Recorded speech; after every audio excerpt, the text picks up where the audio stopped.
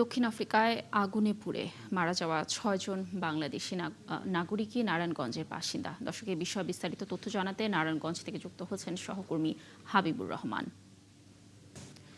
হাবিব, ঘটনার বিস্তারিত আপনার কাছে জানবো এবং নিহতদের বাড়ি তো নারায়ণগঞ্জের কোন এলাকায় তাদের বাড়ি, এই বিষয়ে একটু জানবো। তাদের পরিবার কি বলছে, তাদের পরিচয় সঠিকভাবে এখনো জানা গেছে কিনা, বিস্তারিত সকল তথ্য জানাবেন।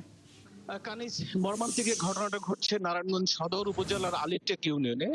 সেখানে তাদের প্রবাসী ৬ জন বাড়ি, তাদের সাথে আমরা অনেকের সাথে কথা বলেছি। আসলে তারা এই বিষয়টা নিয়ে এতই মর্মাহত এবং হতবিহ্বল যে তাদের সাথে যে আমরা বেশি কিছু বলবো সে পরিস্থিতি তৈরি হয়নি।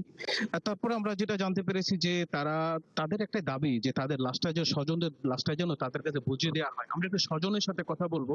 দেখি, আপনার যে স্বজন সাউথ আফ্রিকাতে মারা গেছে, আসলে আপনারা এখন কিভাবে কি হয়েছে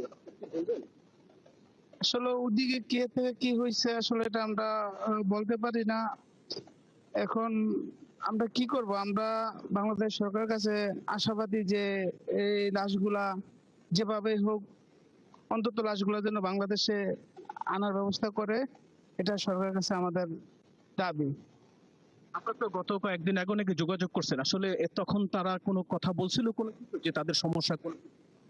এটা আসলে ওরকম ভাবে আমার আরো মুরব্বীরা আছে, তারা বলতে পারবো, আমার সাথে এরকম ভাবে যোগাযোগ হয়নি। কানিজ, আসলে সাউথ আফ্রিকাতে যে মারা গেল এর সঠিক কারণ কেন হয়েছে এই ব্যাপারে এখনো বাংলাদেশি কেউ জানতে পারতেছে না। তবে আমরা যেটা জানতে পেরেছি যে স্থানীয় দুষ্কৃতিকারীদের সাথে তাদের একটা বিরোধ ছিল, তার কোনো ফলশ্রুতিতে ঘটনা ঘটতে পারে। মূলত আত্মীয় স্বজনদের দাবি এটাই, লাশগুলো ফিরিয়ে এনে জন্য অন্তত সরকারিভাবে তাদের হাতে বুঝিয়ে দেওয়া হয় এবং এটা ক্ষতিপূরণ জন্য দেওয়া হয়। তো প্রশাসন থেকে আমরা কিছুক্ষণ আগে জেনেছি সদর ইউনো কিছুক্ষণ পর হয়তো সেখানে পৌঁছবেন, তারপর হয়তো আমরা আরো সরকারি পদক্ষেপের কথা জানতে পারবো। কানিস, এই ছিল নারায়ণগঞ্জ থেকে আমার কাছে। ধন্যবাদ হাবিব, যুক্ত থাকার জন্য। নিশ্চয়ই সরকার যথাযথ পদক্ষেপ নেবে এই বিষয়ে। দর্শক, নারায়ণগঞ্জ থেকে যুক্ত ছিলেন আমাদের সহকর্মী হাবিবুর রহমান, জানাচ্ছিলেন দক্ষিণ আফ্রিকায় আগুনে পুড়ে যাওয়া ৬ বাংলাদেশির পরিবারের সর্বশেষ অবস্থা।